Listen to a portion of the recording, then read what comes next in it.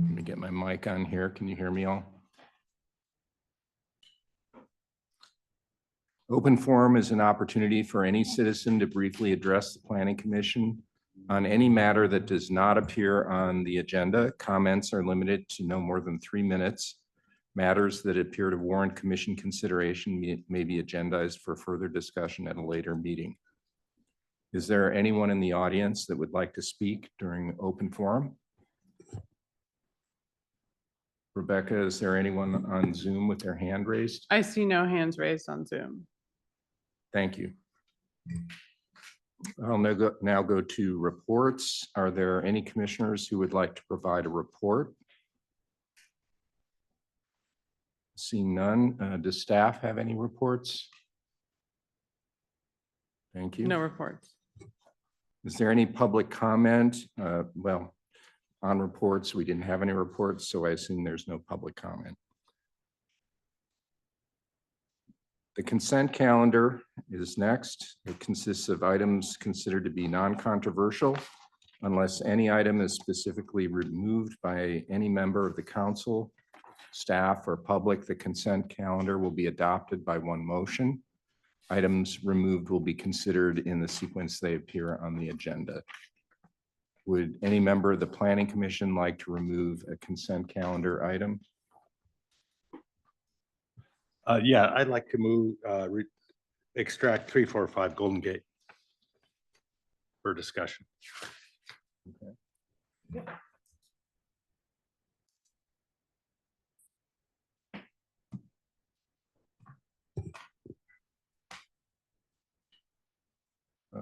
Okay, and so would any member of the public like to remove a consent calendar item? Are there any No hands raised members on here Zoom. or hands on Zoom? Okay. So this is the first time I've had an item removed. Explain to me, Rebecca, how that will be handled. So you could ask for a motion to approve everything except item 3 on the consent calendar, and then you guys can make that motion, and then we'll address 345 or address number 3 and public comment. Yeah. Okay. Can I ask? Yep, I would like to make a motion to approve numbers 1, the draft minutes, and number 2, 28 Eucalyptus Road on the consent calendar. I'll second. I'm sorry, can we have public comment before the motion is made? Or ask for public Is comment? it Yes. a public comment about the removal or? It's about the. Public other comment items. on the consent. Oh, on the calendar. consent calendar, Okay. At this time, we're just going to take public comment on items 1 and 2, Okay. just to make sure no member All of the right. public Let wants me to weigh in. ask Then we get a motion. if there's any public comment on items 1 or 2 here in City Hall. Anything on Zoom? No hands raised on Zoom. Okay. I think we are ready for a motion then, Jenna. All right. I'd like to make a motion to approve number 1, the draft minutes from the last meeting, and number 2, 28 Eucalyptus Road on the consent calendar. Second. Okay. Can we take a vote? Aye. Okay, the consent calendar for items 1 and 2 is approved. Now, I assume we discuss consent calendar item 3. Okay. Mhm. Yep, and we typically do not have a staff report, but we welcome questions and can Okay. sort of steer the conversation that way. Don, do you want to start the Yeah, so conversation? I guess it's item 3, Mhm. 345 Golden Gate. I assume there's no reps here for that property. And this isn't really about the merits of the design design review application itself, or the conditions that were placed on it way back when. And I guess that's the nature of what I'd like to bring up is, as you note, 1-year extensions can be allowed at the discretion of Planning Commission, I suppose, upon your recommendation. And the 1-year extension, I guess, comes with a $750 $30 fee or something to keep that extension going. And it's sort of up to us to decide whether conditions would change, I guess, and merit bringing that back for reapplication. So I guess my question is, this design review approval was first issued 6.5 years ago. They've come in annually for extensions. Certainly under how the ordinance is written, they're certainly entitled to do that into perpetuity, I guess, right? Yes. And not every city does it that way, right? There's different periods for which permits can be, applications can be valid for, permits be valid for, or a certain number of renewals that can be had. And so has there been has ever been discussed that, how many extensions are too many? What's the downside for granting essentially unlimited extensions? What are we saying by allowing unlimited extensions? All those things. I can't believe this would be the first time that conversation has been had.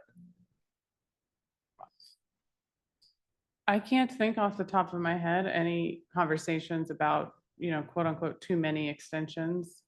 The conversation usually sort of goes around the fact that they're only valid for 1 year, and it's often difficult to get a building permit for a lot of the nature of these projects, and that we should probably allow it to be like a 2-year approval prior to issuance of building permit. But so to answer your question, there hasn't been a project that has had too many extensions. I do have the applicant here on Zoom. You do? So yes. I was afraid of that. I don't want the applicant to think that this is a critique of this particular project, because it's not. I guess my question for us though is, might one downside of allowing extensions to continue on in perpetuity, doesn't it sort of, is that fair to neighbors who might also want to do projects? And they don't know if their deck is going to look onto someone else's deck or not. Does it give the applicant who hasn't acted on their permit yet grounds to say, no, you can't do that, because after whatever 32 years, I'm actually going to build that bedroom that I was approved for there? I'm just wondering if there's any downsides that we need to look at there. Sure. I mean, I think, yeah, sort of the philosophies of planning commissions change, and different, we sort of prioritize things 6 years ago that aren't maybe necessarily prioritized now. So yeah, I think it's a valid point. I don't know if this is the time to have that conversation. It might be worthwhile asking the applicant why or not. But this isn't really about the motives or the intents of this Right. particular applicant. That's not what I'm querying here. And I certainly wouldn't vote no on their extension request because they've done nothing but play by the rules. So it's I just think I wanted to have this discussion. I did not mean that if that required us to extract this for a separate vote, that's fine. I'm prepared to vote yes on the extension. But it's the conversation that I think is more important to me anyway. Commissioner, if I may, I do just want to add for the record, as noted in the staff report, we did notify the neighbors of the project. And obviously there's public noticing done in advance of every planning commission hearing, both through the website and the ARC newspaper. So to the extent that immediate neighbors would have potential concerns, hopefully they're aware that this extension is in the works, and given the history that another one might be granted, which may help address some of your concerns, Commissioner. Yeah, I mean, I think at least for me, it's just more on the, if you have a project, and I think it's the same idea, although a little bit less so than the 18 months, construction timeline.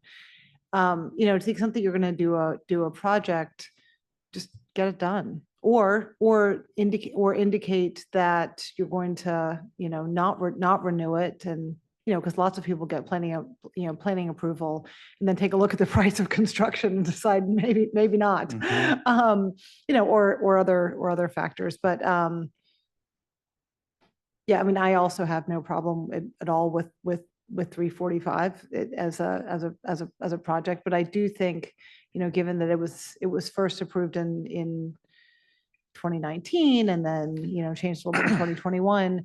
But I was wondering, like, how many other projects, just because, I've been on the commission now for about a year, how many other projects do we see sort of, going over, I'll just say 5 years as an arbitrary number for original, planning approval that haven't started construction yet? I mean, is it, Not a lot. I mean, I think most of them just sort of let it lapse, yeah, right? That they're not as sort of diligent as this project applicant. Yeah. But it's certainly something I can look into and sort of come back with a report, if that's helpful, really helpful for all of yeah, I us. mean, because Yeah. if it's not really a problem, then we don't need to change policies or procedures or things like that. But if it is something that we see happening a decent amount, I think Don's probably right. We probably should put some kind of ceiling saying, if it's been, I'm picking a number here again, 7 years, Right. then you're going to go back through, with the full presentation and, everything else. I'll do that. Arbitrary I think a numbers. report would be useful to contextualize it. I actually think as part of that report, you might review the 1-year duration of the Mhm. approval. I happen to see in a lot of communities, it's longer than that, 2 to Mhm. 3 years. I don't have a position on it, but I think 1 year in the reality of today of getting a complicated project coordinated is kind of a short fuse. So maybe add that in for Sure. consideration. Could I add So- just one more note on the context of the extension of the design review? It would be interesting to see if there are some thresholds for how the canopy changes. If it is 5, 6 years, another thing that might change the most drastically might actually be the tree canopy or how the trees have evolved in the particular site where this house was planned for in one way, but could conceivably be different in a meaningful way because of the change of the trees.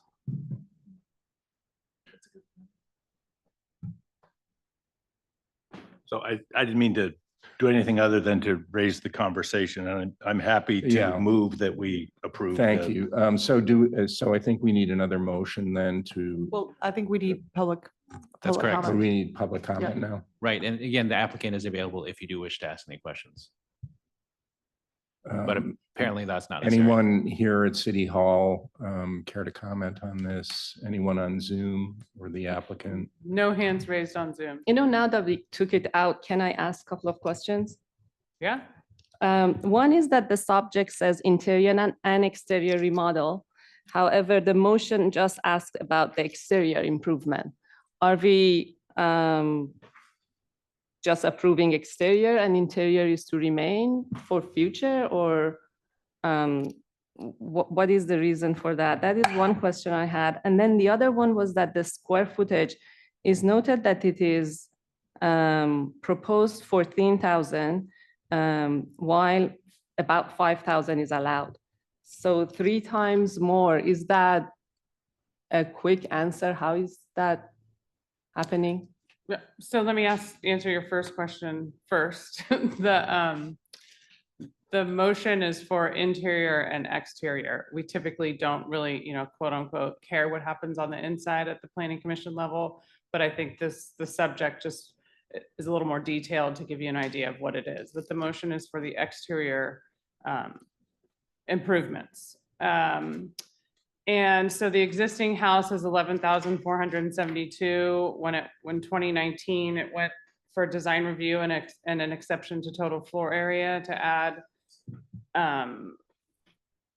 that about 5,000 square feet. I don't recall the hearing, but all the findings were made for the exception to total floor area as well as design review. I suspect this is a very large lot. And that the lot can absorb that square footage along with meeting the findings for the exception to total floor area. When we review the report next time or whenever we are reviewing that, I think the other way around also, if we can consider that, let a lot of these consent calendars to be done by staff rather than coming to planning commission, because it meaning not the 6 years, but there are some that they are even within their 2 years. They just miss to come and request for more. And then it comes to planning commission, which I think could be approved by staff. I think that would also be a conversation to happen so that consent calendar becomes smaller and by staff. Thank you.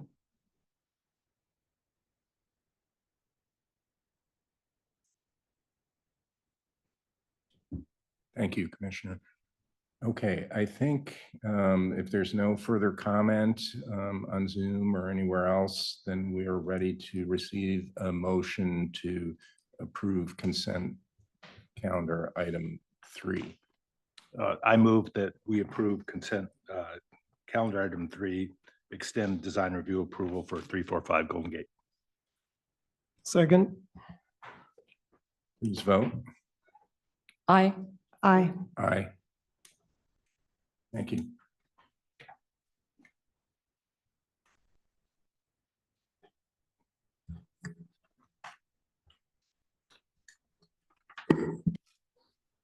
We'll now open the hearing, the public hearing on item 4, design review, demolition and revocable license to demolish the existing residence and construct a new 4,831 square foot single-family residence, 500 square foot junior accessory dwelling unit and associated site improvements at 3 Belvedere Way. Can we have a staff report, please? Thank you, Chair Seidel and members of the Planning Commission. For your consideration this evening is an application for design review, demolition, and revocable license to construct a new single-family home at 3 Belvedere Way.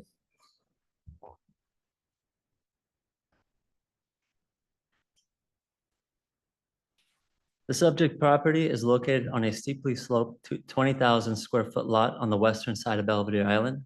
The site is developed with a 3,100 square foot residence and dense vegetation and mature trees. To the west of the site is Belvedere Way Lane, a city lane inaccessible by vehicles. The lane connects to West Shore Road and is a commonly used walking path by residents. The project proposes to demolish the existing home and construct a new 4,838 square foot two-story residence and 500 square foot junior accessory dwelling unit. The applicant would apply to construct an attached 837 square foot ADU as well. While the ADU meets the city requirements for ministerial approval and is not subject to design review, it is being shown here for transparency. The project would set back the residence 19 feet from the front property line, 27 feet from the right side property line, 42 feet from the rear, and 8 feet 5 inches from the left side property line.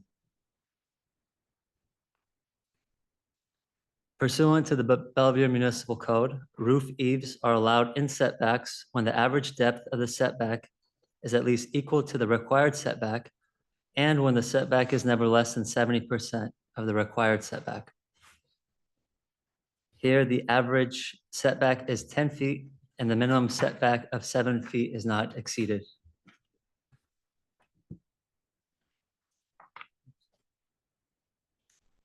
Additional improvements include a 6-foot tall wood fence along each property line, an uncovered 3-car driveway, a swimming pool and associated retaining walls, as well as landscaping and lighting, which will be discussed. The project proposes a 22,576 square foot first story and 500 square foot junior ADU. Access to the home's entrance will be provided by walking around the ADU along the eastern side. These 3 red lines represent a 10-foot setback from the property lines. As shown shaded in red here, a series of retaining walls and stairs encroach into both the front and side yard setbacks. These structures will be built at grade or no taller than 4 feet above existing grade, which is permitted per the Belvedere Municipal Code. The project proposes a 2,262 square foot second story. Each second story room would include a western facing balcony looking out towards Richardson Bay. The balconies extend 5 to 9 feet from the respective building walls and stand 13 feet 8 inches above the stone patio below. The balconies will be bordered by 42-inch tall glass guardrails. As noted just earlier in this presentation, roof eaves can encroach into the required setbacks under certain conditions. It came to staff's attention that the deck, which sits above the roof eave, is not granted the same exemption from the setback requirements. The portion of the second story deck, which encroaches into the side yard setback, is highlighted here in pink. Staff recommends that the applicant reduce the deck to conform with the 10-foot requirement, but as proposed, the deck would require a variance to encroach into this setback. The project proposes a flat membrane roof made with multicolored ballast rock and one 12-foot wide by 4-foot 4-inch skylight. The applicant has provided physical samples, and that's on your desk to see as well.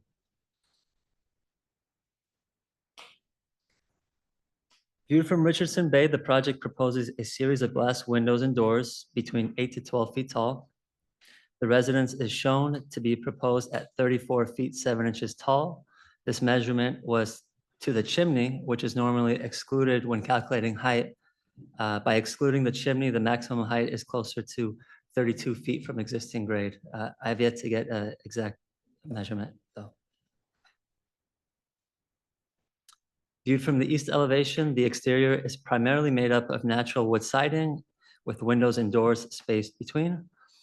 The eastern side of the residence is primarily hidden from uphill neighbors along Belvedere Avenue and Eucalyptus Road, as it's tucked into the hillside, and existing vegetation helps screen the appearance from above. The project proposes one window and door, each 12 feet tall by 3 foot 8 inches wide along the south elevation. This elevation abuts one Belvedere Way. These windows and doors don't appear to create a privacy concern, as they are below the neighboring residence and screened by vegetation. The north elevation primarily contains the ADU.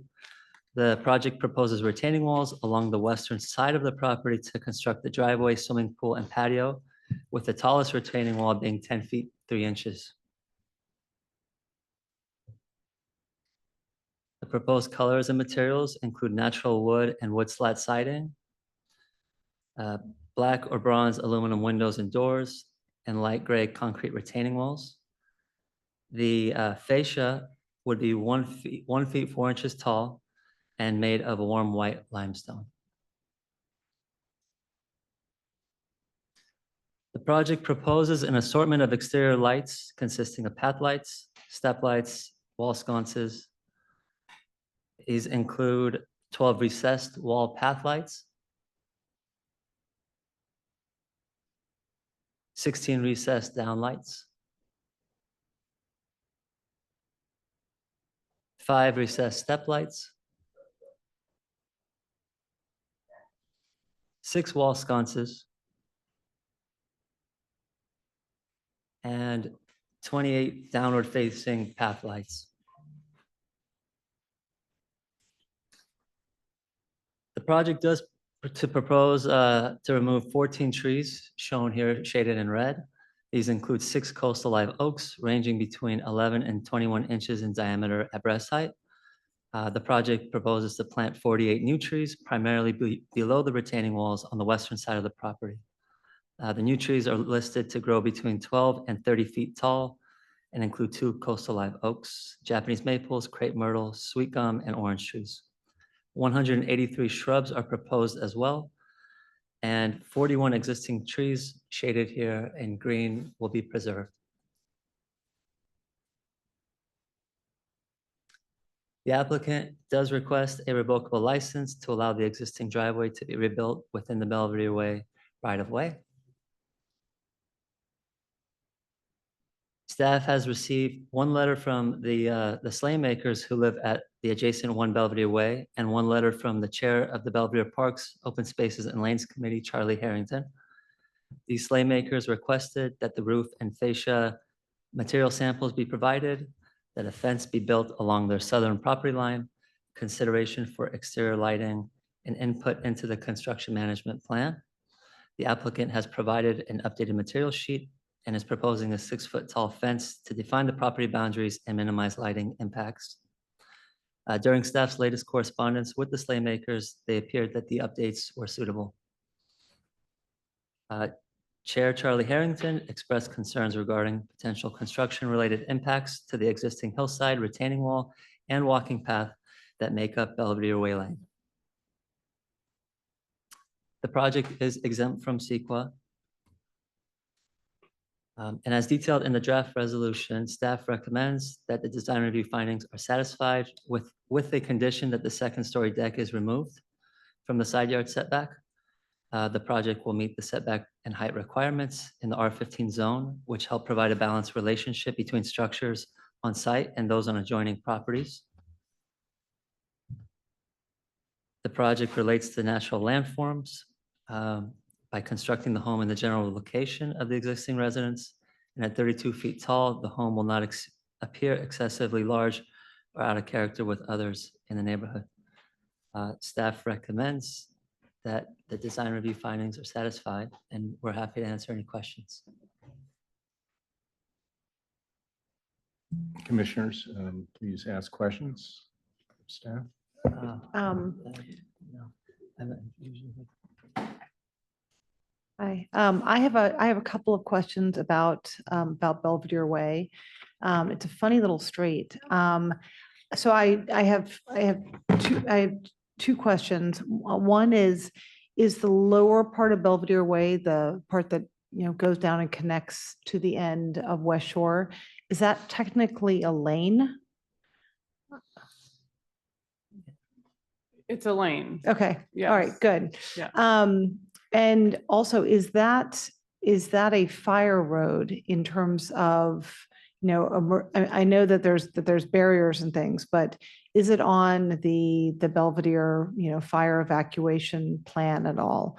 I'm asking just because I'm concerned that potentially if, the end of the lane is used with, with dumpsters and construction vehicles, et cetera, and there is an emergency and it is on the plan for emergency vehicles to get through, then that's something that A, we should know about, and B, the owner should be able to, to plan their construction Sure. vehicles for. I don't know the answer to that, but we would certainly at the time of building permit for this Yep. project have a very robust Yep. construction management plan, Yep. given the sort of intricacies of where it's located, the steepness, the lane. It's all something that will be determined at the appropriate time. Great, Yes. all right.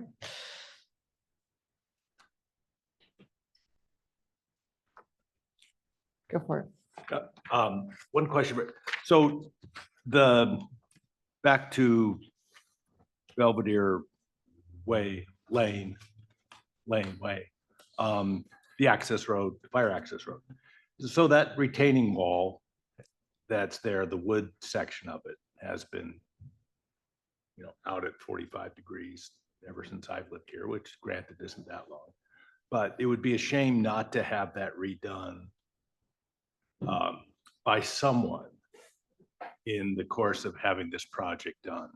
And I don't know if it's been decided yet whose responsibility that is. I assume that's within the city's property there, right along the lane? It's certainly on city property. I don't even think the project, if you've walked up it probably a bunch of times, there's the sort of the drainage, then there's that retaining wall. It is sort of a retaining wall, but it's a very low retaining wall. And I believe that then there's a bunch of landscaping that's still city property, and then it's the private property. So I'm not sure to what extent this project is going to impact the city property. But it's, Right, although, it's a steep grade there. yeah, Something is going to be moving around uphill of that Sure. retaining They're, wall. they're putting a pool in uphill from the retaining wall. And so I'm not sure that the load there is, no, never mind. I suspect. I mean, we certainly will have a geotechnical report. So Okay. we're not going to issue a building permit that will compromise that wall. And if there was changes that were required because changes needed to be made later on for geotechnical reasons, if anything changed from a planning perspective, it would come back to planning. I'm actually not sure I'm asking the question. Probably not. I mean, there's a geotech report, an engineer report that says that the load of that pool won't be supported by well, I guess it depends on what changes, right? If it's that low retaining wall, it's on city property. I don't know if we'd come back to planning commission for it. But it- Pool is removed from the project, we wouldn't come back to planning commission for it. that's clear. Yeah. Oh, so let me ask the question a slightly different way. It was my understanding that when a new application for residents in Belvedere is adjacent to one of the lanes, that there's some interaction and coordination between parks, open spaces and lanes and the applicant. And that would that be the case here? I think the code says that city staff will send the plans 2 weeks prior to the planning commission, to the chair of the Parks and Open Space and Lanes Mhm. Committee, not the applicant, and we forgot to do that. So Oh, we're playing a little bit of catch up right now. mhm. I talked to Charlie yesterday. And so then we received that letter from him. Here we are. Okay. So it seems like, and I've had several members of the community comment on this. This apparently is quite a well-used lane, in spite of the inclination. We must have some really good hikers here. Yeah, exactly. It's the attraction perhaps. I was the only one of the people I saw arrive at the site that arrived in a car. All of my other commissioners were hiking and the architect was hiking. But it's fair to say that there would be some expected process of interaction to unfold as this application moves forward. Yes. I mean, we could be that, we could condition that prior to the issuance of building permit, that planning staff discusses the lane with the Parks Open Space Lane chair. The language of it is pretty loose in that section of the administrative policy manual. It allows the Parks Open Space Lane chair to object to the project Hmm. prior to planning commission hearing. So that's why I talked to Charlie yesterday. It doesn't sound like that they would object. He would object to the project, Mhm. which is what the code allows. And then the other part sort of allows for a conversation. So, Okay. which we could certainly condition it that a conversation happens. Yeah, I think we're just all trying to understand the parameters and perhaps it's a conversation we can have with the applicant when we hear from them. Okay, anything else? I also have a question. I guess maybe many of these questions that they are concerned about, the soils report and all that, is that, was there a landslide there at some point? Yeah. And I think that because of no construction or no, piers or foundations or anything, I think there was a landslide there. So that is why I think everybody is concerned about this. And then maybe for the same reason, they are concerned about the wall, the retaining wall that is there and is not in a good shape. And what happens after the construction happens, going through that construction could affect that retaining wall and put it in a worse shape. Sure. So basically, maybe it is a question for the applicant if they would consider rebuilding that retaining wall. It would come out of their generosity, of course. They are not obligated to do that for the city, but is that something that could be considered by them because it might also be affected by the construction they are doing? So something to discuss later on.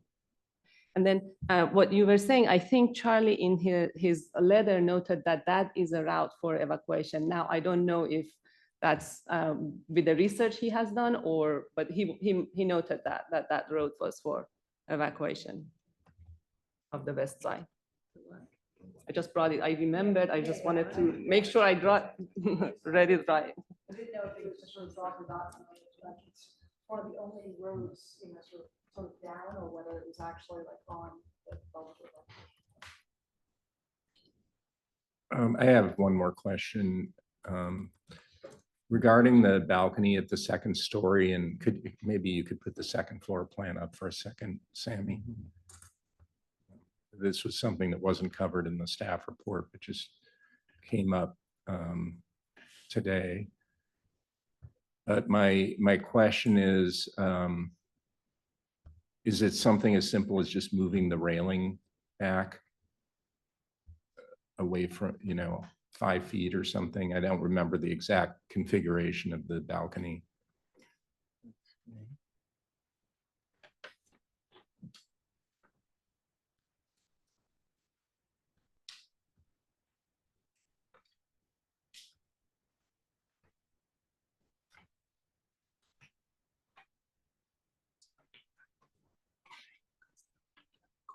There we are. Yeah. So is it that, well, it's not the sliver. That's the part that projects above the first story. It would be moving the railing back 5 feet. I think the applicant is clarifying something for Yeah. Sammy. Clarification, Oh, okay. so that. Can Federico talk right now? The, Yeah, Chair, if you don't mind, the applicant can speak directly to that question, if you wish. That's fine.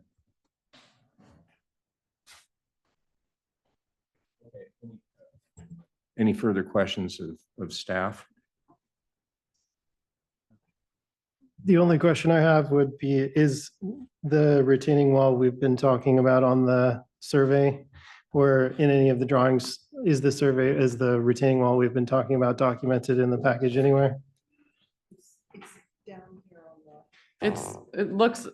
Because it's not their property, they're not required to survey it. So it looks like maybe the surveyor drew some lines where you would estimate that retaining wall is.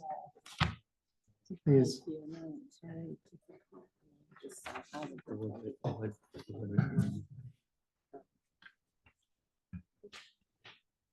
Thank you.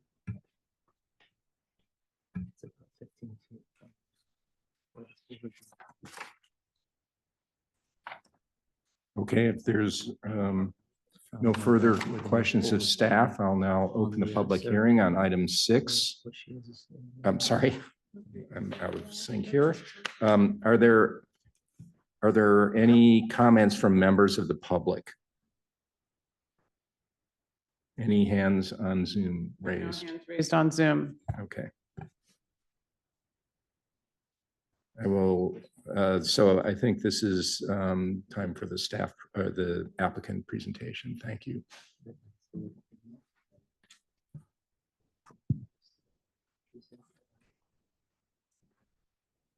All right. Commissioners, good evening.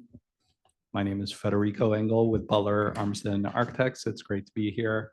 I look forward to the presentation and the conversation. I'd like to start by thanking you for your time thus far on the project and for your time this evening. Sammy, you always crush it with the presentations. So thank you. And thank you, Rebecca and Sammy, for your thorough review of the project that these last few months through the permit application. I'd like to introduce the homeowner, Rupert. He'd like to say hello, and then he's going to turn it back to my colleague Jason and I, and we'll do the architectural and landscape presentation. Yes, thank you. Nice to be here and to meet you all. So my wife and I and our three boys moved from London to Marin about 8 years ago. And our plan was to stay here for just 2 or 3 years, but we soon realized that Marin was the perfect place to raise our boys and be close to my wife's family who live down south on the peninsula. Although we live in Ross, we have found ourselves in Belvedere nearly every day for the past several years because one of our boys, Alexander, loves sailing. Our family spends a lot of time in Belvedere whilst Alexander trains and competes at the San Francisco Yacht Club. He actually competed in the last 2 Optimist World Championships, which is a rare accomplishment. Belvedere began to feel like home. We love the community and we have many friends who live here. A few years ago, one Sunday, my wife and I were wandered into an open house at 3 Belvedere. We instantly absolutely loved it, just as it was. The house and the property felt very special to us, and we knew it would be the perfect home for our family. We spent a lot of time thinking about this project, mostly how to keep the feeling of the original home at 3 Belvedere, which we love. My wife worked closely with Butler Armstrong on these plans, carefully considering how best to honor and preserve the feeling of the original mid-century home, whilst creating something that works well for our family. We are thrilled to be finally at this point, standing before you. Our family is excited about the prospect of Belvedere becoming our family's home. And not just so Alexander can walk to the yacht club from home for his sailing, although that would be amazing, but to be officially part of a beautiful community that already feels like home. Thank you. Thanks so much. Thank you, Rupert.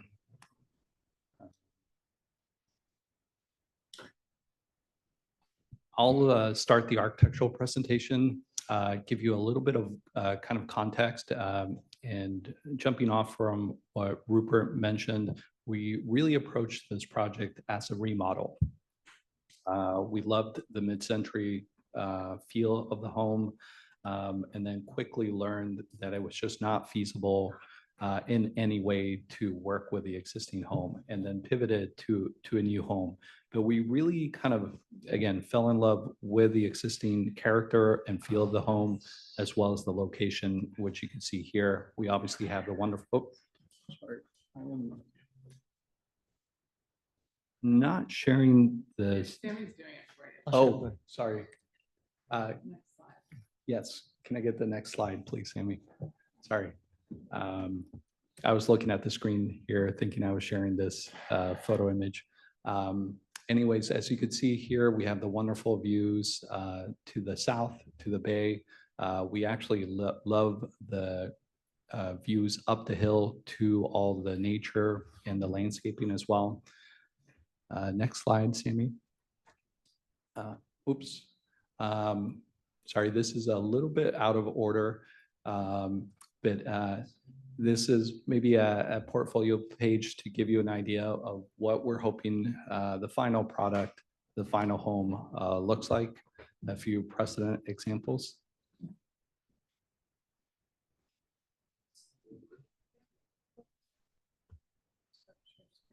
Sammy, stop sharing.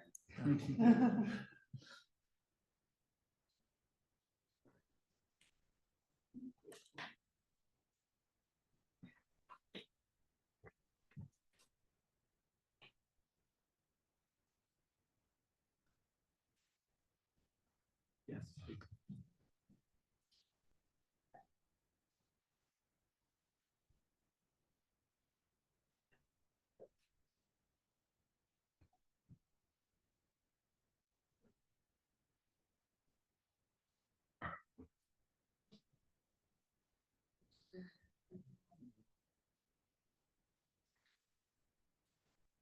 Conceptual evacuation map. What? Conceptual evacuation map. Thank you, Rebecca. So as I mentioned, love the mid-century, love the location. I think what's really special about this site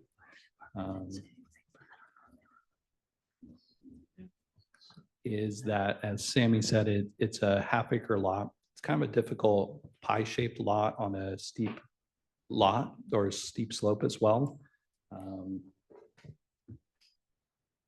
There we go. But as you could see here, kind of what I think makes it special is that it really feels like an island onto itself.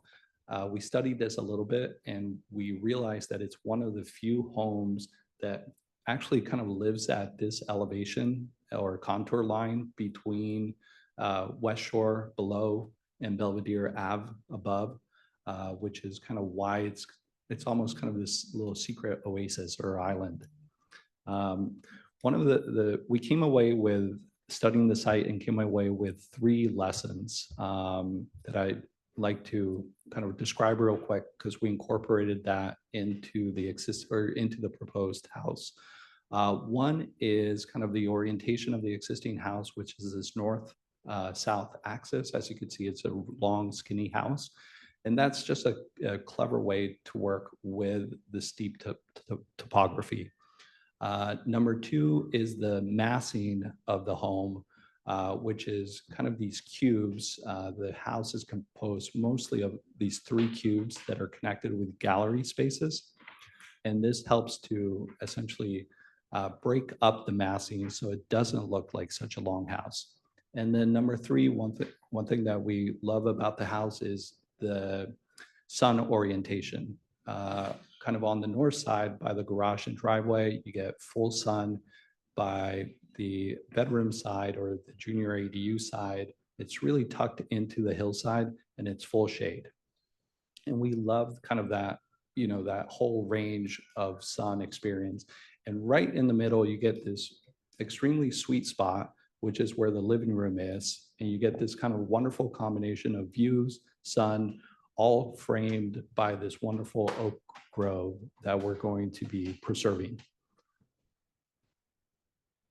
Sorry, I'm a little bit behind with the slides, but this is the existing site plan. So our new house, kind of taking those 3 lessons and incorporating them into a new design. Again, number 1, we took this linear axis of north-south. This really allowed us to take advantage of the existing grading to reduce the amount of grading. The pattern of the homes are already kind of shaped around this, so there's less disturbance to neighbors. And then the existing kind of tree canopies have all grown around this existing site. Number 2 is kind of the design of the home itself. We incorporated the cube structure. And you can see kind of the 4 cubes that are connected with these gallery spaces.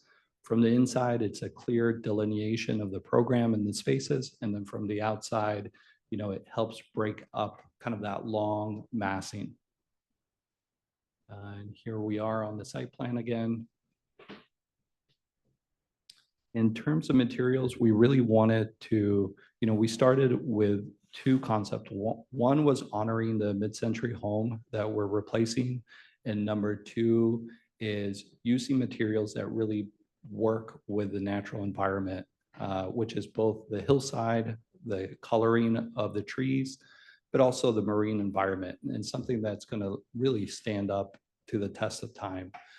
So we are proposing stained grade wood on the outside. Again, a nod to the redwood that's on the existing home, which over the course of 50, 60 years has this beautiful kind of gray patina, kind of warm color. And we're hoping that that's what our home might look like in 40, 50, 60 years. The existing home actually has aluminum windows. And we're proposing aluminum windows. They're dark, which we've framed, which we feel actually works better with the color palette. And again, just to give it that kind of touch of timelessness, and I think elevate the design, we're proposing limestone fascia. that's usually kind of an architectural feature that gets a lot of weather. And by making it out of stone, we feel like it's going to really kind of last and endure.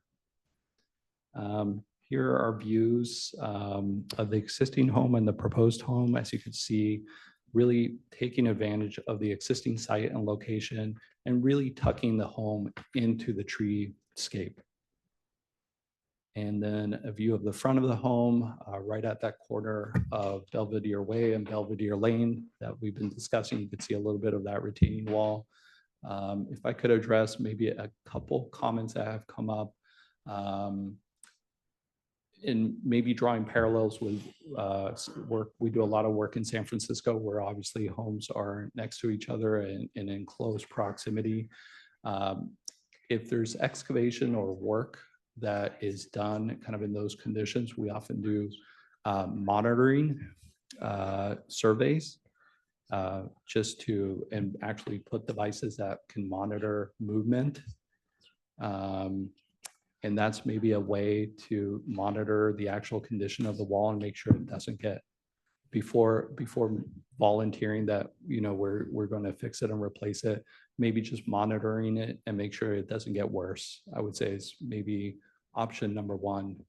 And then if I go back to the comment regarding that second story balcony off the primary bathroom, it's actually very much what you suggested, Commissioner Seidel, that the roof extends into the setback, which is what's allowed, but the deck itself is actually quite small. It's just I would say probably a 5 by 10 little roof deck right off the south side of the building itself. And here's those precedent images.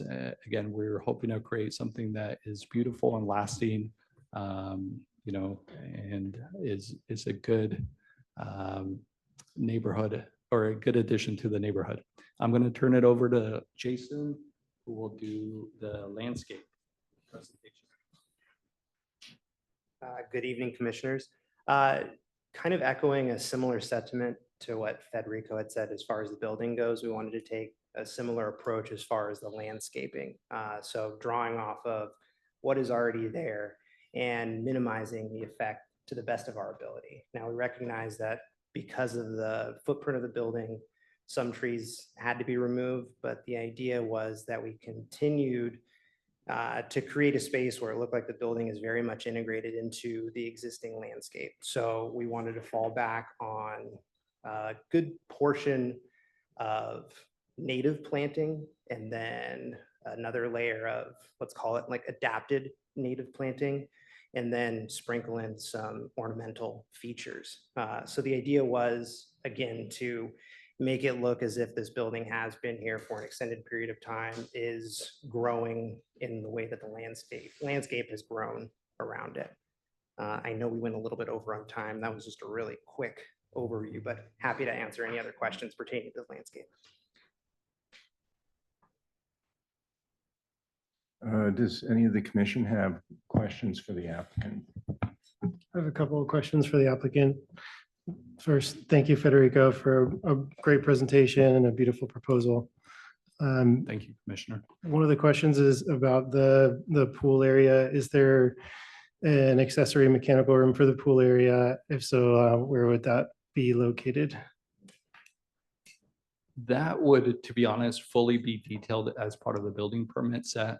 But if I had to kind of earmark a location, it would be in the crawl space, probably right to, call it, if I'm looking at the same orientation as you, crawl space just to the left of the hot tub area. I know that there's no immediate neighbors across that setback, so I'm not overly worried about it, but thank you for clarifying. Yeah, good question. Makes me think about where we're going to put these things. Extra room near the retaining wall. Yes.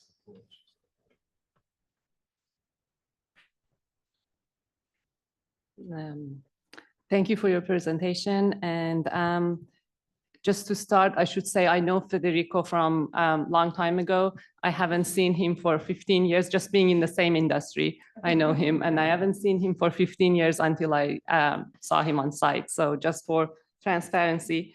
And we discussed the project on site, and I had one question that Federico was to explore and respond tonight, which was about the sheet is not in the presentations tonight, but it is the basically proposed crawl spaces and what is shown on A220 that we got, and also it is noted on the section, which is A340. The reason I'm bringing this up is because of the amount of excavation. So if we look at that section, maybe if we go to 340 first, can you go to 340 first? Oh, sorry. I don't know if I can I'm- ask Sammy for you to pull up. If we go to that one first, it shows some crawl space there that I don't quite understand the reasoning for it. It seems that it is being just the foundation. And I'm wondering why the foundation, because I see that there is a structural engineer on board, why the foundation, at least schematically at this point, is not being like how it's shown between grid line 6 and 9. And it is turning into a crawl space that is shown between grid line 2 and 6. This, I think, would, if it could be eliminated, it would reduce the amount of excavation, which brings me back to 220, and it shows, certain elements in those crawl spaces. The ones that I'm wondering why is not being removed is between grid line 4 and 6, but then between grid line 2 and 4 is some for spa equipment, pool equipment, mechanical room, which are understandable, but I wonder how you access that. There is no access to those crawl spaces. Yeah, so I think that concludes my question about the crawl space and excavation. On this point, I have another excavation question on the front of the building, but I'll ask you after we. Perfect. Thank you.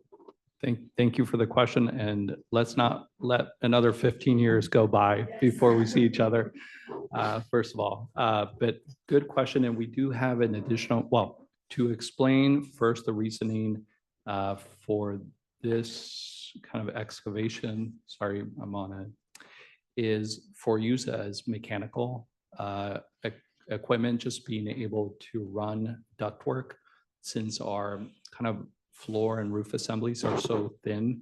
It is for future proofing for mechanical equipment. That is the intent there. Good question about the crawl space access.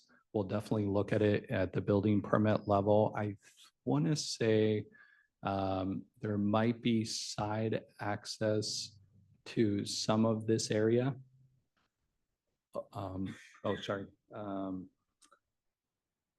We could look at it on plan, but I think the idea would be to put access panels on the side of the retaining walls so that we could go in from the outside and say pool mechanical or pool maintenance people can access it without having to go inside the house.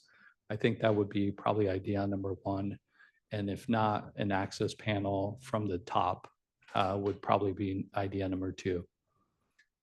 And then going back to your comment, we did look with Jason here.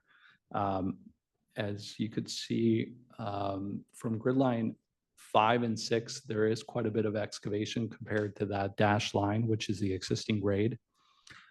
So we did a study that does allow us to remove that excavation and do a slab on grade through there.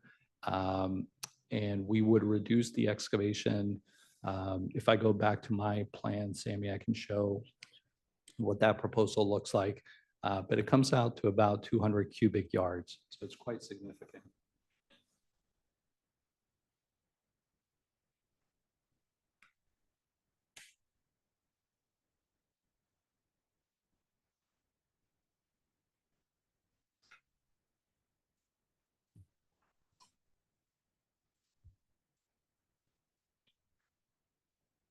Sorry, let me see if I'm sharing the right file here.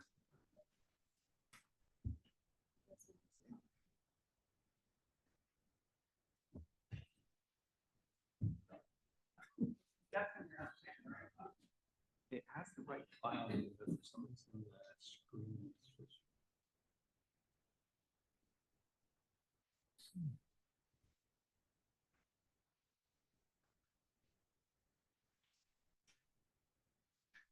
Is it supposed to be an image? Here, just try it. You sure it's that one?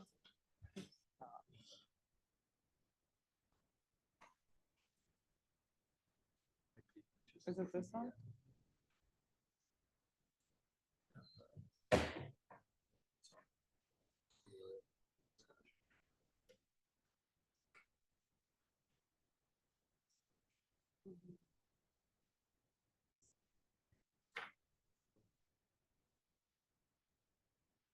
Oh, there you go. Why, you don't need me. There you go. You got it. There you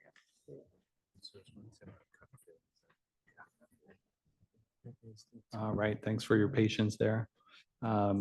So we were looking at this section, Commissioner, this would be the plan, crawl space plan equivalent of that section, and you can see kind of what's shaded in kind of pink right now between grid lines 6 and 5 is the area that was almost fully excavated.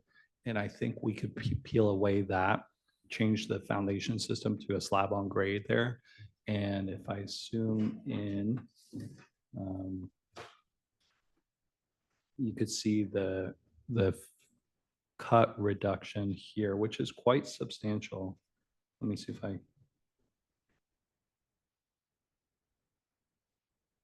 can get there.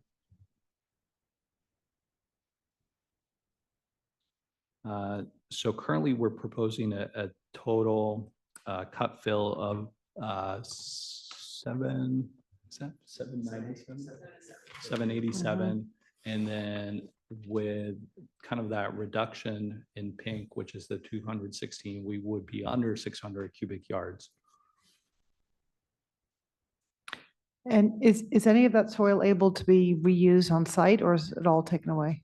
It's unfortunately all taken away. We learned kind of the hard way on a recent project at 455 Belvedere Ave, where we did intend to reuse a lot of the cut. And then once we took the step from design review to building permit and started working with geotech and engineers and structural engineers.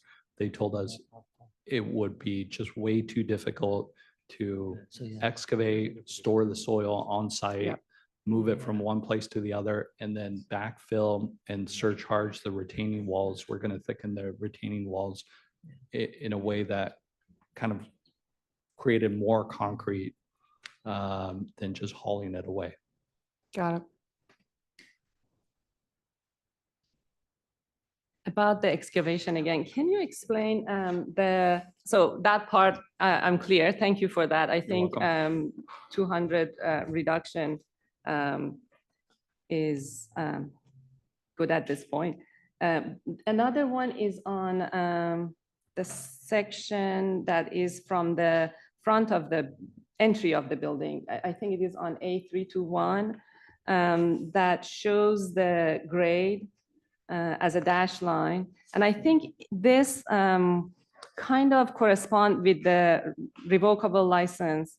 At least my question maybe is related to that. We received this one, thank you for that. I was to ask the limitation or the area of the revocable license request. But then that section on A321, where that shows that the cut through, is that through the, can you show us where that line is on the plan approximately? Is it through city property? Is it through setback? Is it through, where that line approximately is on plan? Got it. Because that seems extensive amount as well. And just wondering, is that in the city property at all?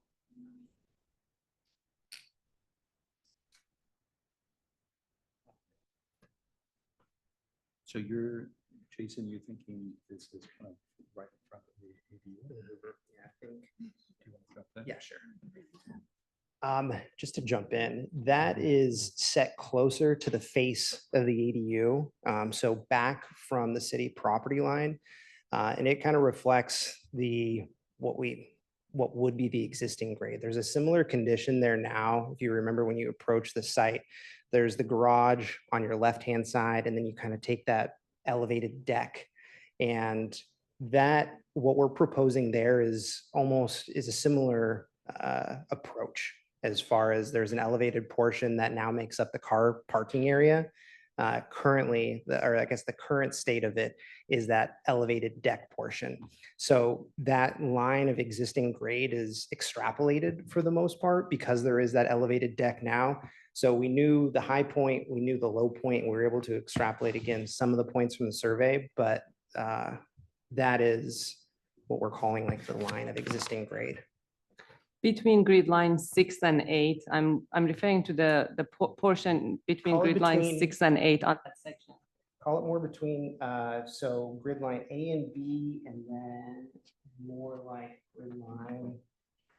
Let's see, so existing building falls really close to 5, so more like 5 and 4. Right, but my question is about 6 and 8. Between grid lines 6 and 8, see that Oh, steep amount of grade that is being removed. So Yeah. that one on the plan, where is it? Again, that's an extrapolated, we were asked to kind of project a point. It's flat in its current condition, because that's where you could say the existing garage or elevated deck would be. Okay, so basically that amount, there is no soil there that you are removing. That's correct. It is already flat and removed. Correct. Got it. Thank you. Could you clarify where the existing carport is in relationship to the new carport? Are they, at what point in that elevation of the driveway approach to the street is that? Yeah, the idea is to try and find that happy medium, because I'm sure as you guys saw, it's a pretty steep approach, and then there is a good mounding that happens in the actual driveway portion. And I want to think, it looks like we called out, we're above that finished floor dimension. Sorry, I don't have the elevation point. I can find that, but the idea was to, again, find a happy medium that helps sort of bridge the gap between what is there now and Belvedere Way. Because again, it is quite severe between those 2 points. So cutting away a bit on the higher end and filling a little bit on the lower end so that we kind of meet in the middle. But the idea is to be pretty close to what is there now. Thank you.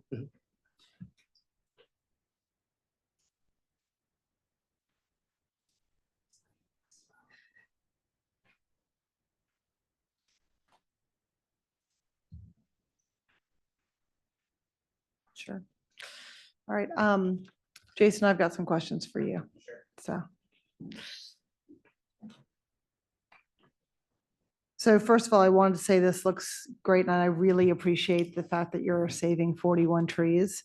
One of the things that makes the site so incredibly special are the trees.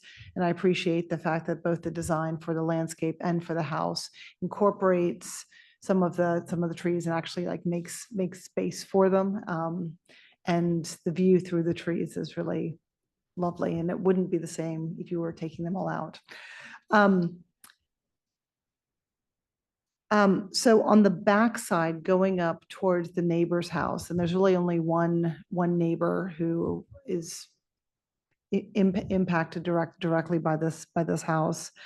There's a set of stairs that's going up on the back, and I note that currently you have, in terms of lighting, you have elevated path lighting. And I was wondering whether you would, and the things we hear about most are lights and views. lights and views, Sure. lights and views. And so one of my concerns is that the slate makers looking down will see your lights. Would it be possible in the way that your lights are, especially on those stairs and anything on the upper level of the garden, to have the lights oriented so that they are facing away from them? And whether that's having step lighting that's facing away, or having lighting that is really focused on just lighting the path. I appreciate the fact that this house is significantly lower, but this is their money view. This is, they're looking over your house at Sausalito. And so I was wondering about the lighting, especially on the upper deck Yeah. and on the stairs. Definitely. And that was one of the things that we wanted to address with the sleigh makers when they kind of sent us that initial letter. I think one of the benefits of the proposed lighting now is that they're intended to be very low to the ground. They're, call it somewhere around 12 inches. And again, very directional as far as downward as opposed to out. So I think that is one of the benefits of a fixture like that, is it is very much direct down. We considered doing step lights at that area, but the idea of those steps is to be, we kind of wanted, kind of to your point, to leave it as natural as possible. So those are intended to be more along grade or integrated into the grade. So it's almost like they kind of blend and aren't there. So drawing as little attention as possible to it. So I think when we were kind of approached with that comment, the idea was, okay, we have the existing canopy that's existing between the two structures that helps because they are so much more elevated and they're kind of looking into their own canopy.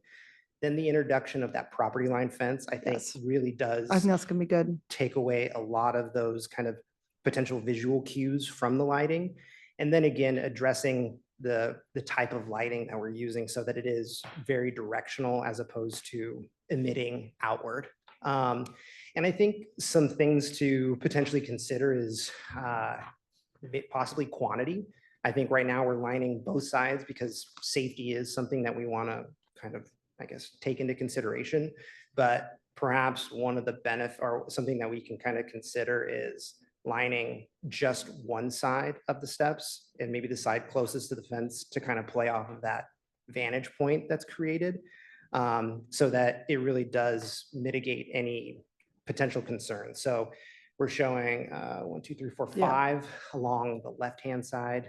Maybe we can get away with, I don't know, maybe it means 6 on the right-hand side. But again, we're able to utilize the perimeter fence, canopy, and proximity to that fence line so that we are able to keep that additional lighting out at any sight lines. Great, thank you. And Rebecca, there's a landscape lighting review that's done basically at the permit stage, correct? Yes. Okay, great, thanks. All right, and then, all right, and then, Fed, I had a question for you about the roof materials. Yes. And this is also to the sleigh maker's point, is I took a look at the little bag of rocks, which look a lot like the little bag of rocks my daughter carries to throw at the coyotes, but it looks pretty light in color. Would it be possible to make the roofing material a little bit darker so that there's no possibility of glare, or just to make it less obtrusive? I think the answer is definitely yes. We think of kind of the roof materials and the roof plans almost as that 5th elevation, in terms of like designing it, because it becomes visible kind of Correct. as a 2D surface. And definitely we can take a look at materials that really balance. I think we were looking for something that had brown hues, and just to really kind of blend into the natural environment. That was the goal. And that's, to be honest, what we had kind of in our material library, and we're able to get a physical sample over to planning, but we could definitely work with planning to get the right color tone. I was just thinking about the same kind of material, but just a Yeah. little bit darker so Yeah. that it, just doesn't stand out at all. Yeah, So, absolutely. Can I ask a quick follow-up question, almost out of pure curiosity? The soffit, what material is the soffit underneath the fascia? We are going to do natural wood on the underside. The stone fascia, I think, is a really beautiful touch. I'm kind of personally excited to see that executed. Thank you, Commissioner. and then my last question is to talk about the deck that requires the variance. I know it shows up as it's a very small sliver. How much does it protrude actually into the area? I mean, I'm looking I at see. the lit very small triangle here, but Yeah, I think I see kind of the concern. The intent, Commissioner Watson, is if you see the site plan here, if I can attempt to scroll. The deck, the proposed deck is just here in this location, which I just drew in blue, which is just adjacent to the primary bathroom. But I see that on the site plan, we have basically the name new deck kind of extending past that. So I'd like to say, going back to Commissioner Seidel's idea of just pushing it back to within the building envelope. I think that was the intent, and I think we just made and call it a typo mistake right here on the site plan.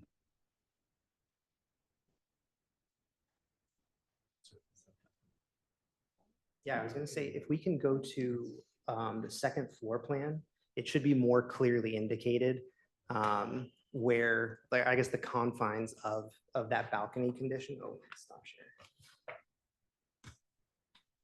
Can I ask a question? So it does encroach or it doesn't? It's does- just, it it does it not. just says new balcony in that shaded area, but in fact, the deck was only in the blue area. So What I there's sh- no encroachment What I should except have for the done is roof. had a view. really clear arrow pointing to a more particular area, but I think if we go to the second floor plan, it'll be more clear. So I apologize for that. A222. Yes, that should be.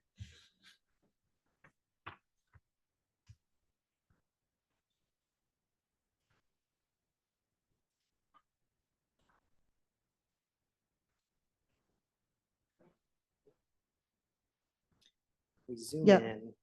Because this is my confusion is that it says balcony overhang within 10-foot setback. Yeah, and I think that the two parts. One, that should say just roof overhang within the 10-foot setback. And then the balcony portion is where there's a dimension string that says 4 feet. Oh, yeah. Where it says balcony open to There you go. above. Yes, that's the limitation of the balcony, and the notation should be updated there to reflect just an overhang, not balcony.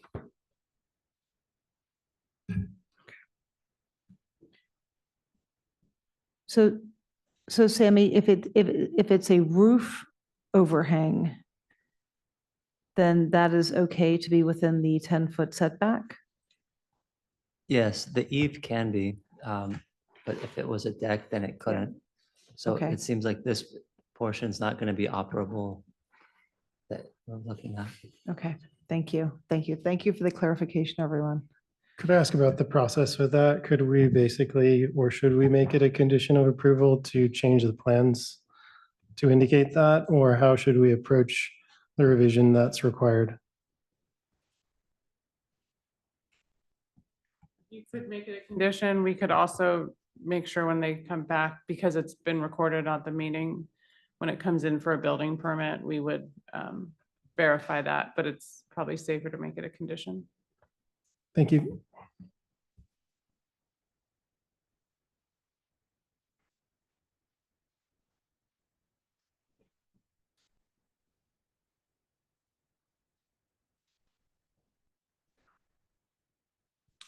Thanks, Mr. Chair. Most of my questions got covered already. Just to,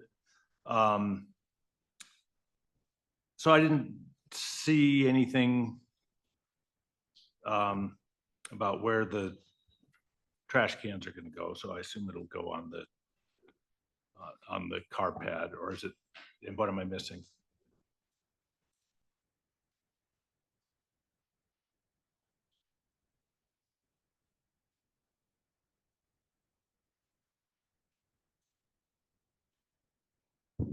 Commissioner, I know we spoke about that. I think we still don't have it fully flushed out, but currently it would be kind of in the parking area.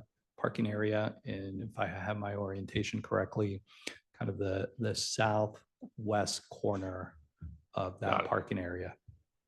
Well, obviously you're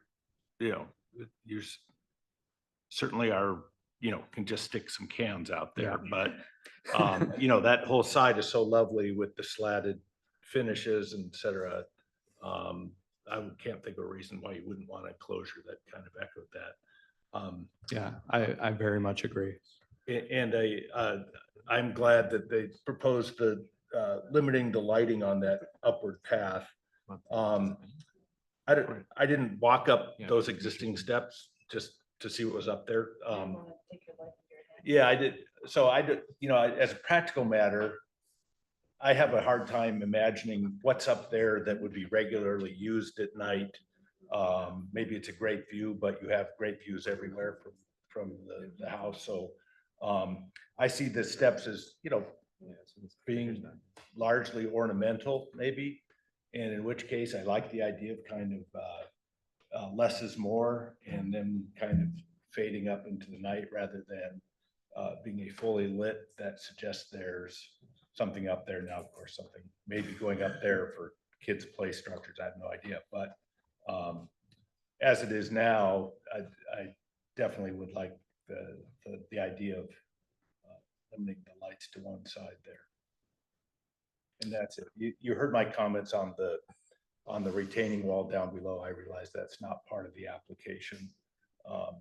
But I will keep singing that song. That's that retaining wall is, I would say, one of the few shabby parts of Belvedere. It's the only place that gets regularly tagged by street artists.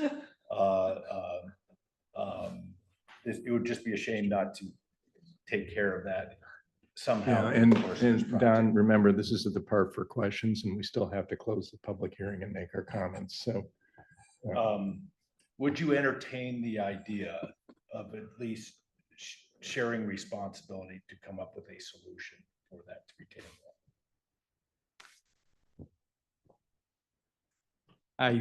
I will definitely enter in conversations with, is it Charlie from Open Space?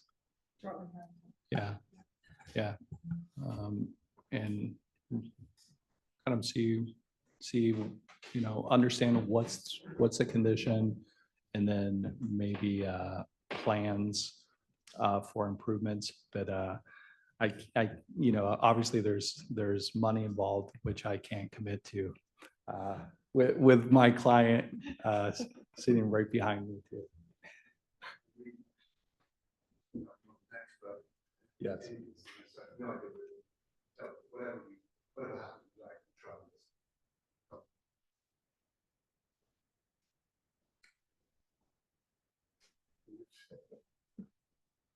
I have a follow-up question to Commissioner Shinsky's question about the garbage cans. I have a question about sort of where you envision all of the stuff that you would just sort of shove in the garage, especially with having 3 kids, sort of where all that's going to land.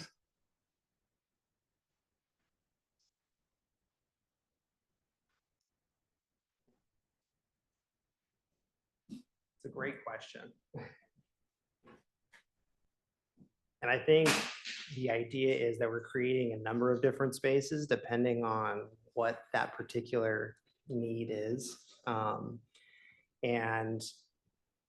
again, the plans clearly don't indicate like a set spot for the trash enclosures just yet, but we share a similar sentiment in that We certainly don't want 3 bins out in front of the nice landscaping and slats and things like that. So I think the idea is where there are opportunities for storage, it's very much intended to be integrated into the overall design so that it is intentional and that it blends and blurs the lines more so than becomes a separate element.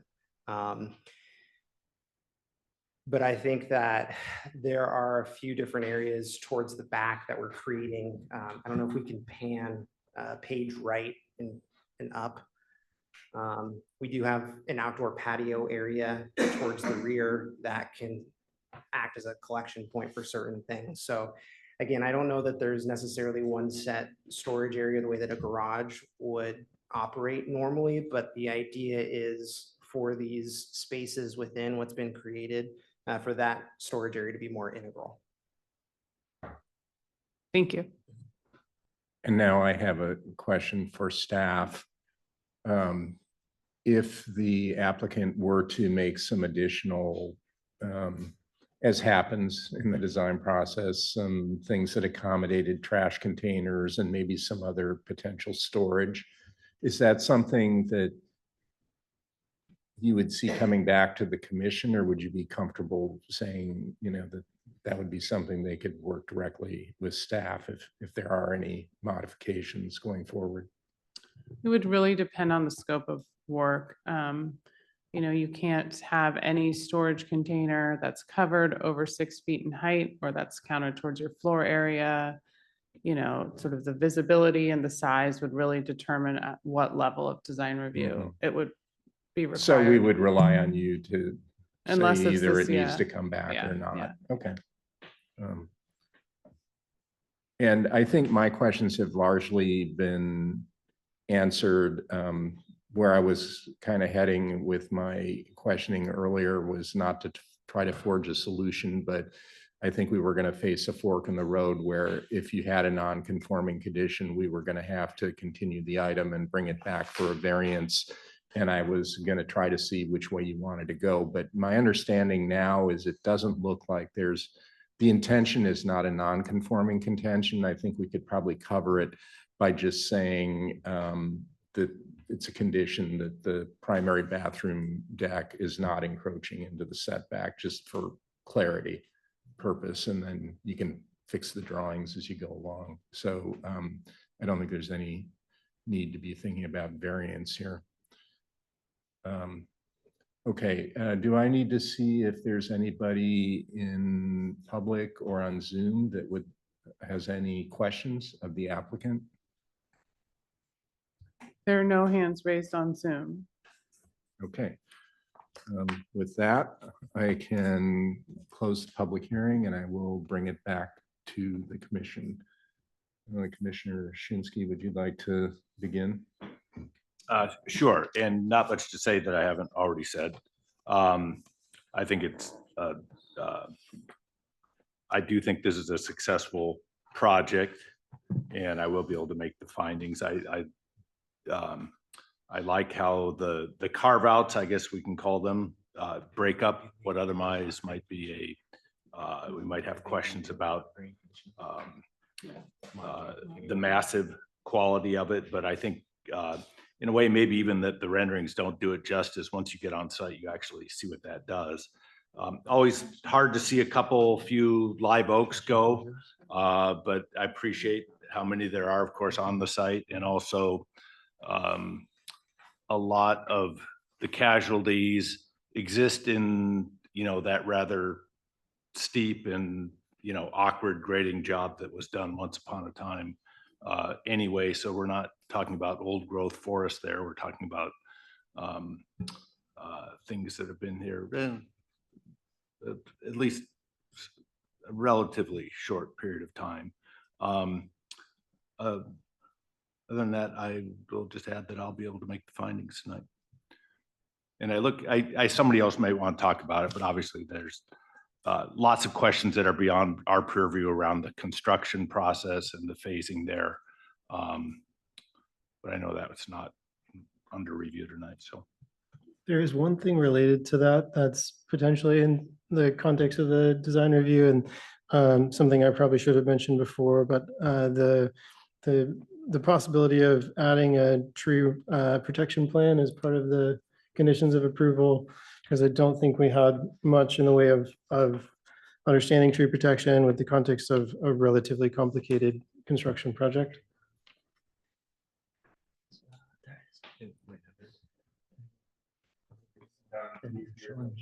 Not an actual tree management. I think that's it. Excuse me, Chair, my apologies for interrupting. So I just want to confirm just in terms of process, because you have several decisions teed up for you tonight. Currently, we're addressing design review. Is that correct, Chair? Because obviously we also need to address the demo permit. Okay, but right now we're just discussing design review. Is that correct? Okay, great. Thank you. I appreciate the clarification just for the record. And I believe just in the course of that discussion, there's a few conditions that I believe the applicant has agreed to. But certainly they're free to correct me if I have this wrong. The first is, as you mentioned, Chair, we would add an additional condition that the balcony that was referenced in the discussion on the second floor would not encroach in the setback, and the plans would be revised to more clearly reflect that. Second, I believe they are agreeable to a condition about monitoring the retaining wall, some sort of monitoring program, and we can work out those details. Okay, thank you. I appreciate that. And then the third thing I do just want to mention is that during the presentation, when there was the back and forth between Commissioner Osley, if you don't mind me saying your first name, and the cut and fill issue, I think we have to update that finding in the resolution, because I think we had cited the 787 cubic yards figure as opposed to the 200 or so cubic yard reduction that was proposed. So I do just want to let the commission know that we should update that finding based on, again, the presentation from the applicant. My apologies for the interruption. I just want to sort of state that these additional conditions would be incorporated, plus obviously anything else the commission wants to offer on design review. Thank you. Let me let the other commissioners. Whatever.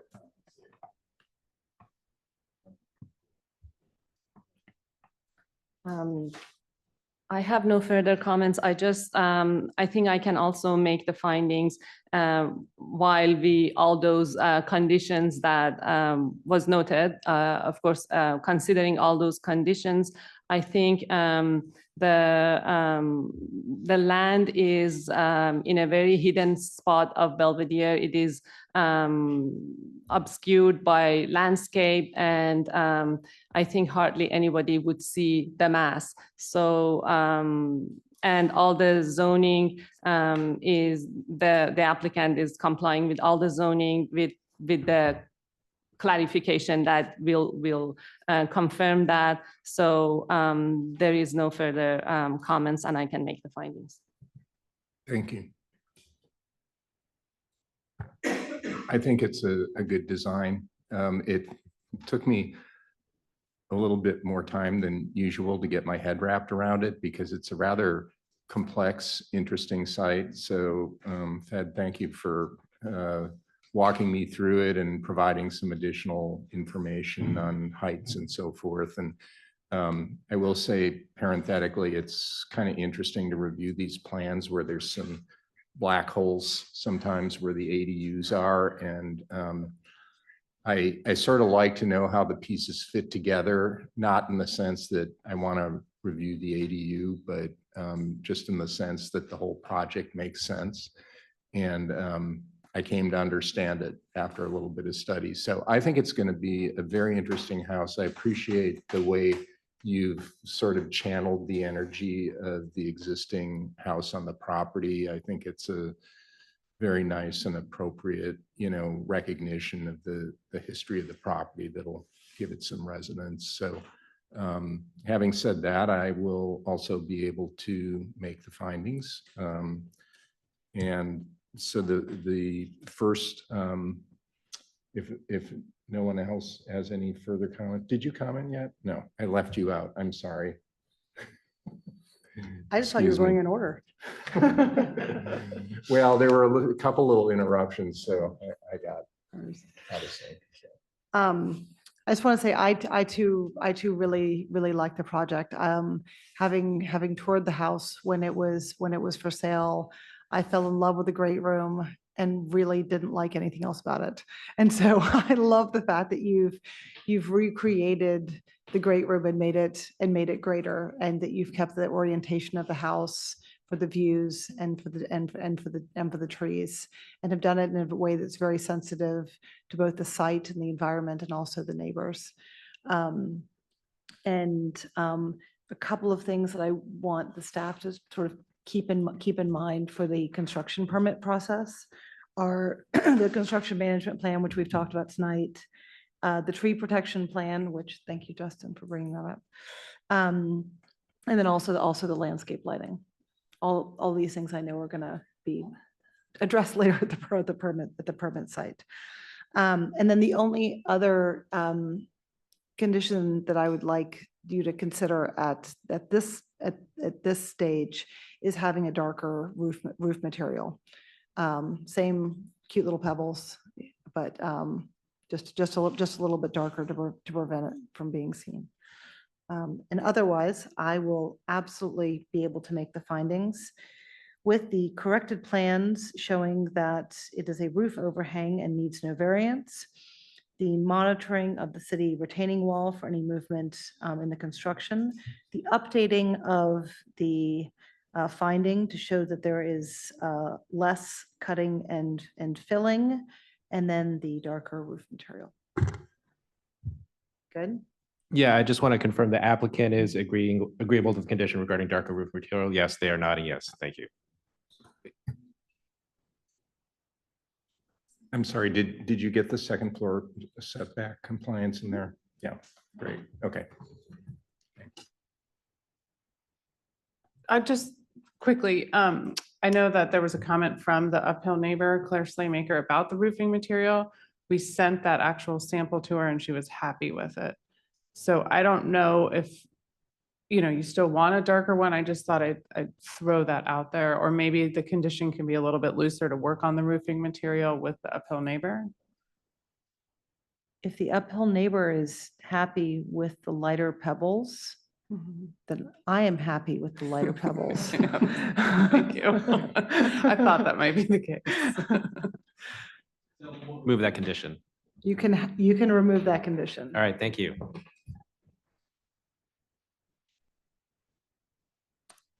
All right, with that, I'll accept a motion from someone to grant design review. You have all the conditions. so- All right. I would like to adopt a resolution granting design review, the new 4,838 square foot single-family residence at 3 Belvedere Way with the following conditions. One is that the plans are corrected to show that the second-story roof overhang does not require a variance. And then the second is that the city retaining wall down on Belvedere Way Lane is monitored for any movement during construction.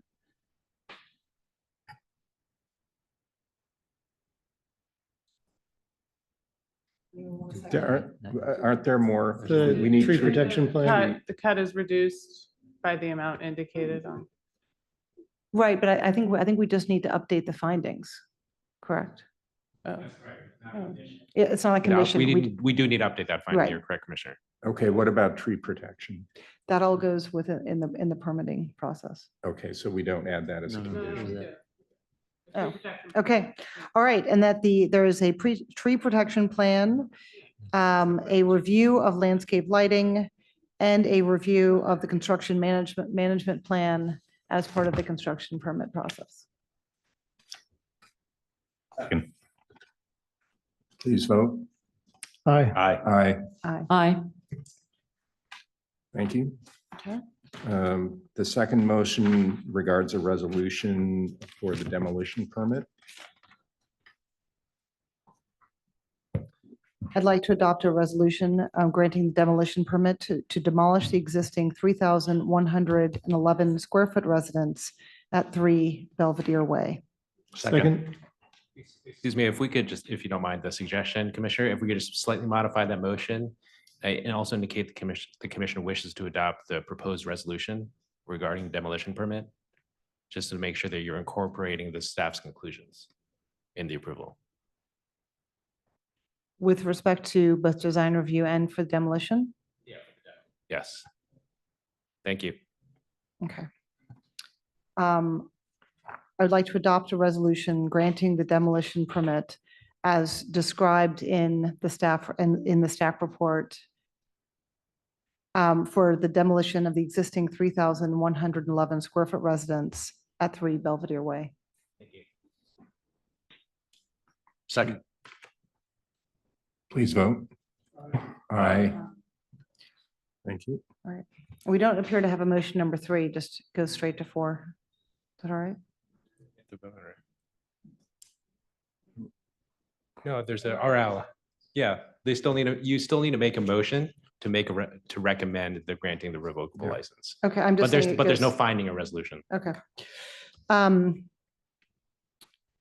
I would like to recommend to the city council that they approve the revocable license for the improvements located in the public street right-of-way at 3 Belvedere Way, as demonstrated in the map provided to the commission. Second. Please vote. Aye. Aye. Thank you. Good All work. right, good. Thank you, Commission.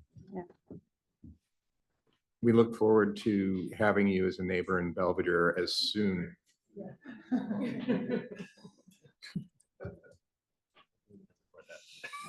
All right, now we have our.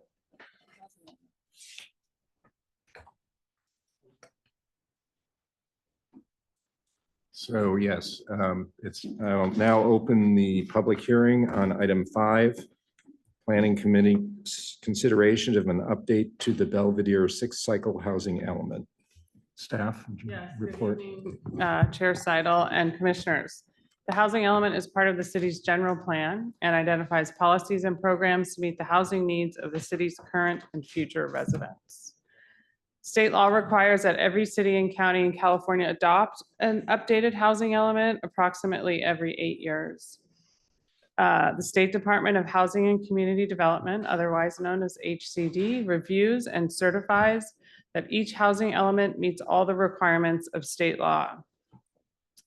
HCD's approval process can take several months or longer. Prior to the current planning cycle, Belvedere adopted its most recent housing elements in 2010 and 2015. As indicated in the staff report, the city has been working since January 2023 with consultants, the Housing Element Subcommittee, HCD, and the community updating and making changes to the housing element according to feedback received from HCD.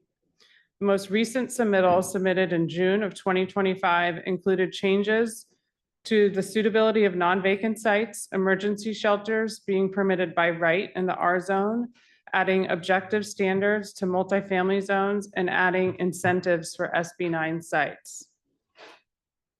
We received a letter in July of 2025 from HCD that indicated that the housing element meets the statutory requirements for a compliant housing element.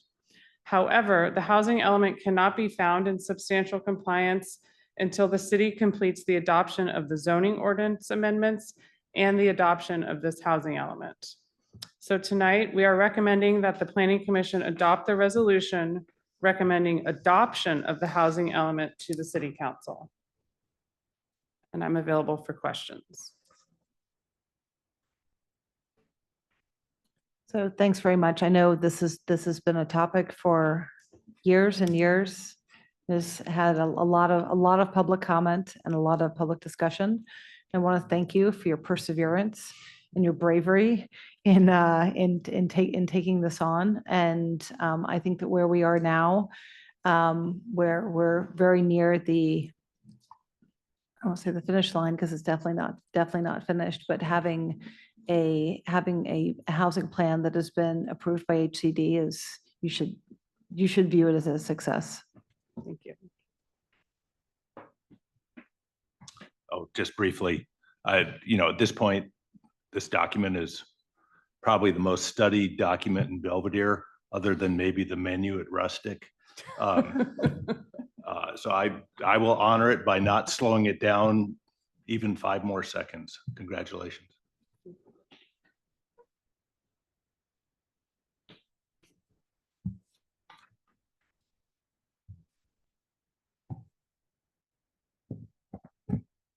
I'll follow that up by extending my appreciation for this this step in the right direction and a significant one for California and for Belvedere.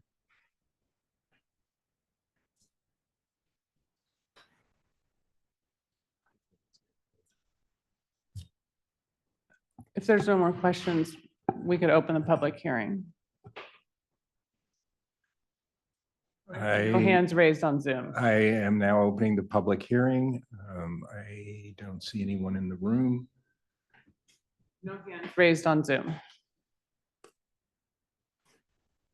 And I guess I can formally ask if anyone here has any further comments on this, or are we ready to proceed to make motions?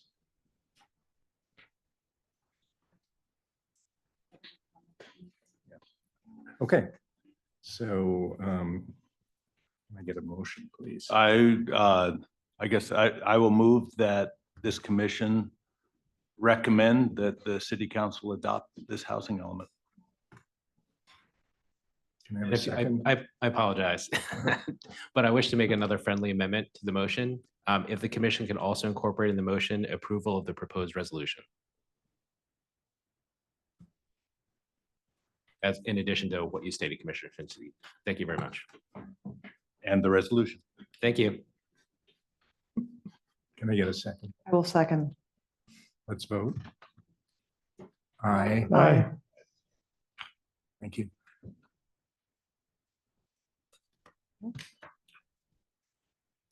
We can now move on to public hearing item 6, amendments to the city's zoning ordinance. May I have the report? Yes, thank you, Commissioner or Chair Seidel. This item before you includes amendments to the zoning ordinance, as we just discussed, which are found in Chapter 19. The amendments can be lumped into 2 general categories. 1, amendments required for the housing element update, and then some cleanup items.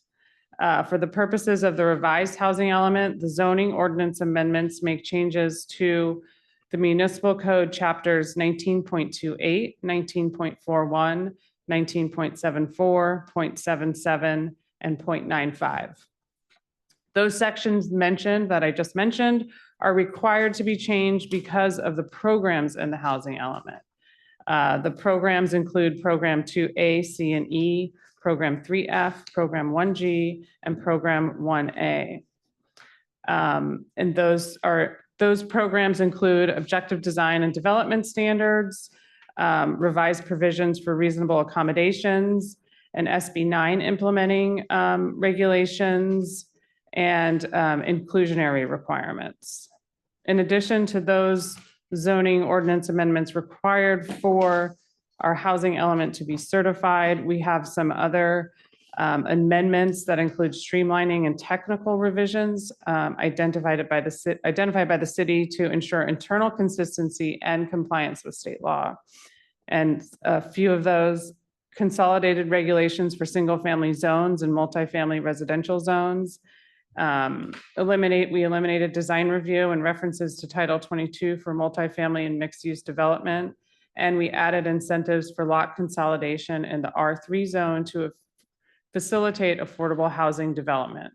And those are just a few. I can answer any questions you might have about any of the other ones or the ones I mentioned. And I forgot to put up my slide.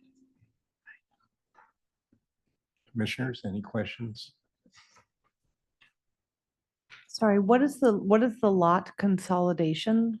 So in the R3 zones, our R3 zones are primarily owned by one landowner. And so we have these incentives that should those lots become consolidated and you're to redevelop, the incentives include greater lot coverage and more height. Should you get a consolidation that equal half an acre or more. Right, and that's only for R3. yes. Okay, thank you. So I had this question about the emergency shelters. It was noted in italic, meaning it's a new thing added. But apparently we had emergency shelters before, which is shown on the MU zone in green, very close to Tibran Boulevard, which is where it's usually flooded, at least at this point. So I wonder if these emergency shelters are not necessarily for Tibran or Belvedere. It is for the state that could shelter any emergency in the Greater Bay Area. I think they're also intended for temporary housing for homeless population that have minimal support service, with the idea that, you know, you're placing people in there to help them move on to another location. And we used to permit them with a use permit with, per state law, we're required to just allow them as a by right use. We used to allow up to 3 beds. Now, per state law, it's 10 beds. And it is a temporary building, or is it, what kind of structure is that? Or it is to be proposed by whoever? I think, you know, I just sort of, after you gave me your question, I quickly Googled it and looked at HCD. They are intended to be temporary. For that time being. I'm not sure how the laws work around that, though.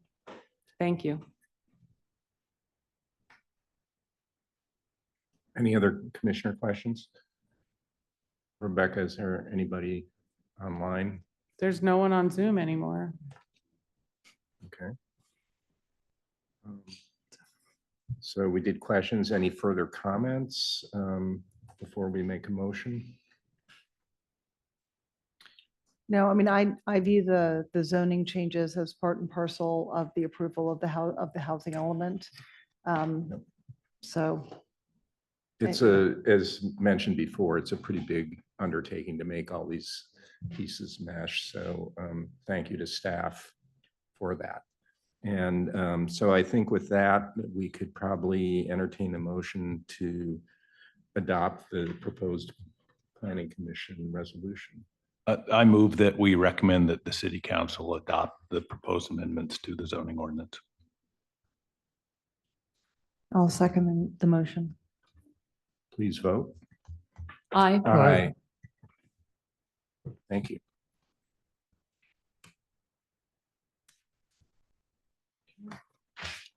I will now adjourn the meeting.